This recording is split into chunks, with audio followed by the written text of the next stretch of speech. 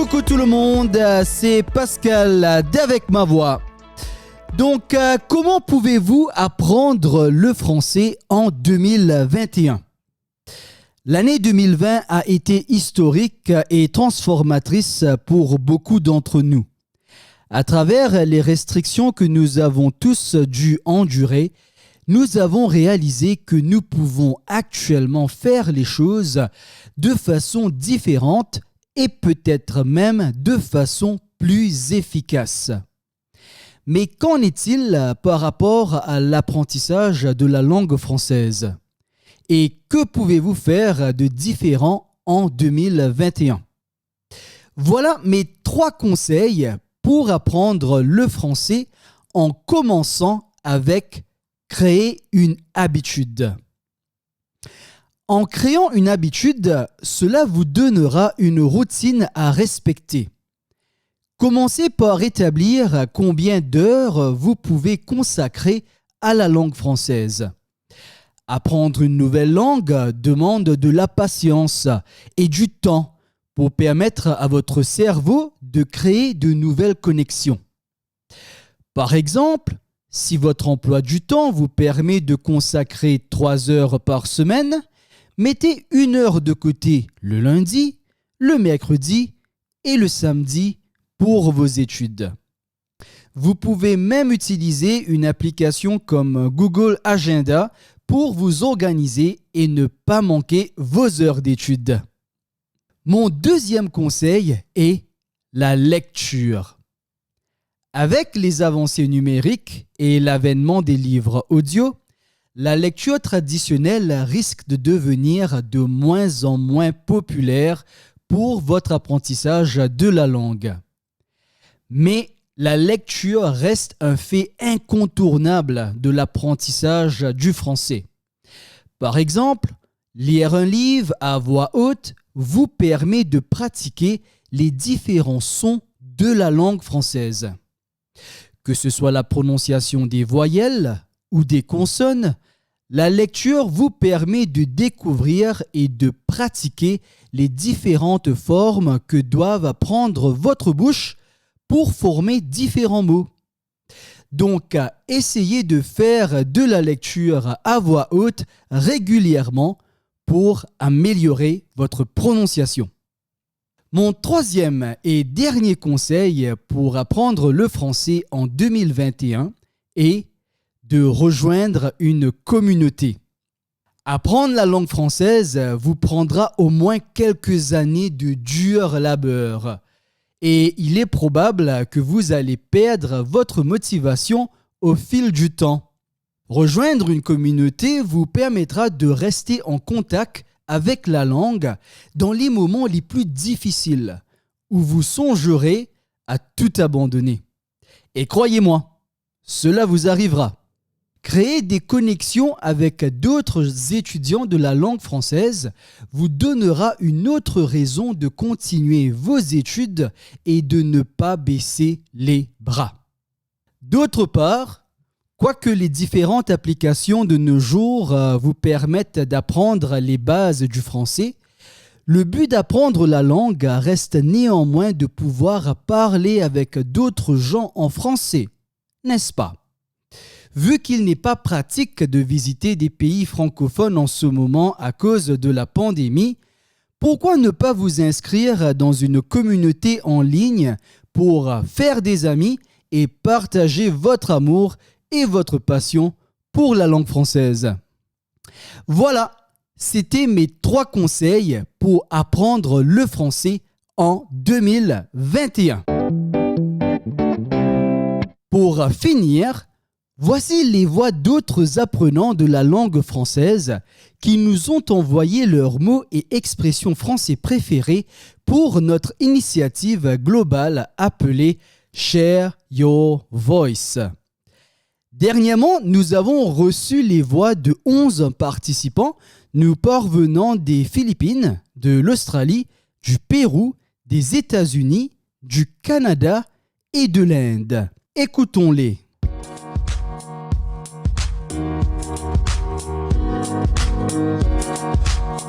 Salut, je m'appelle Abby.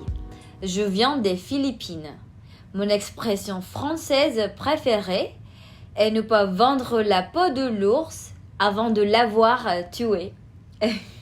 C'est mon préféré parce que c'est imagé et je trouve ça drôle.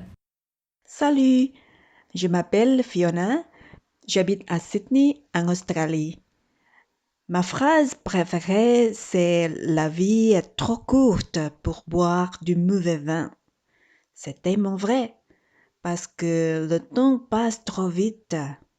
Peut-être que tu n'as pas le choix d'avoir un bon vin, mais tu as toujours le choix de ne pas boire le mauvais vin aussi.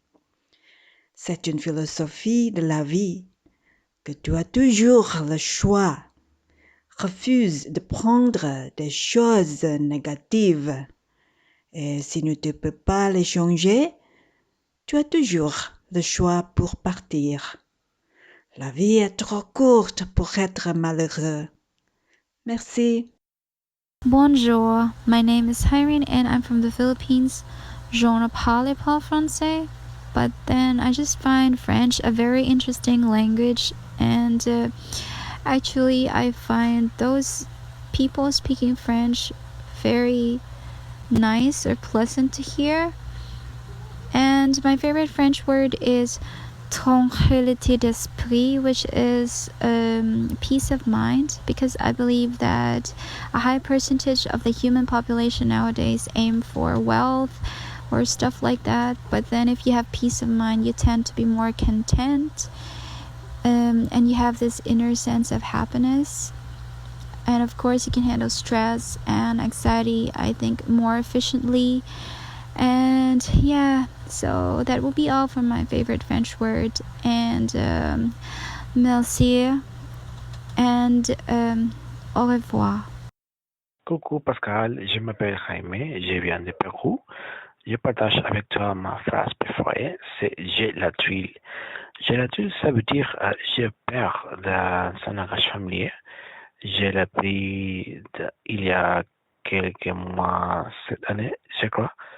Et en fait, aujourd'hui, je l'utilise dans un poste de Arnaud Language Kitchen, et c'est bien d'avoir bien utilisé. Merci. Hello, everybody. My name is Jim Halpin, and I live in Worcester, Massachusetts. My favorite French word is santé, which of course means health. It also reminds me of a similar word in Irish and Scottish Gaelic, slancha. So, Merry Christmas, everybody, and santé. Bonjour, j'espère que vous allez très bien. Je suis canadienne de langue anglaise. Au Canada, on utilise souvent les termes francophones et anglophones. Moi, je suis anglophone, mais j'ai appris le français au Québec et en France. Une expression française que j'aime beaucoup est la suivante: coûter la peau des fesses, ce qui veut dire coûter très cher. C'est une expression que j'ai apprise quand j'étais en France, quand je vivais en France. Selon une page web que j'ai trouvée sur Internet, l'expression remonte à une époque où les déplacements se faisaient principalement à cheval et où la peau de cette partie de notre anatomie était donc précieuse et devait être soignée. Donc voilà, j'espère que cela vous aidera et à bientôt, au revoir. Salut tout le monde, c'est Mona de Montréal, Canada. Mon expression préférée c'est « je ne sais quoi ». Je l'ai entendu la première fois quand j'étais en train de visionner un documentaire de Montréal. Je trouve cette expression très savoureuse et décrit bien le sentiment d'impuissance qu'on éprouve devant quelque chose qu'on ne peut préciser, définir ou exprimer nettement. C'est une expression si unique qu'on utilise même en anglais. Voilà, merci.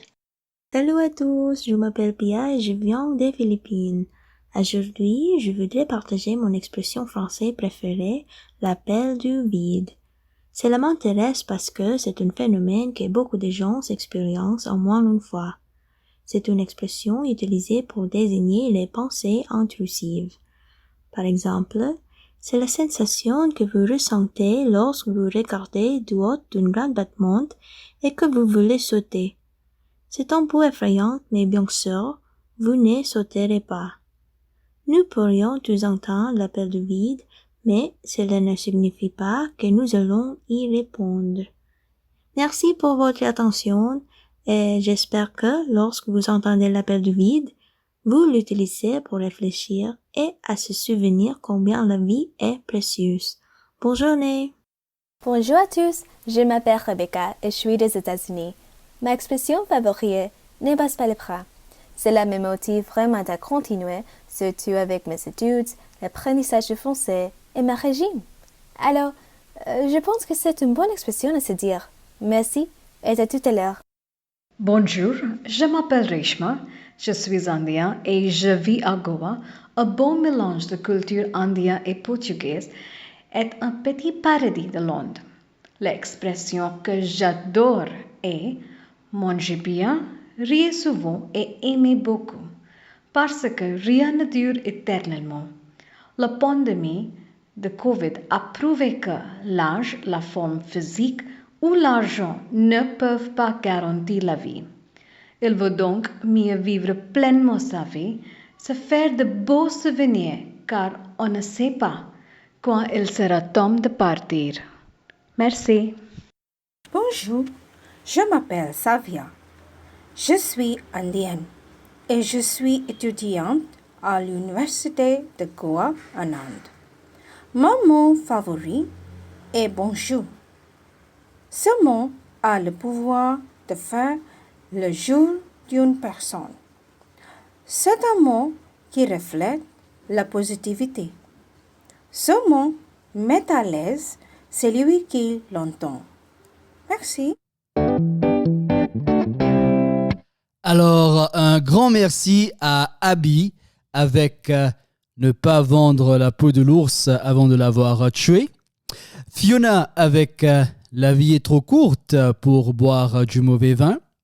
Irène avec tranquillité d'esprit. Rémi avec j'ai la tuile.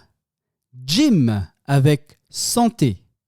Madeleine avec coûter la peau des fesses.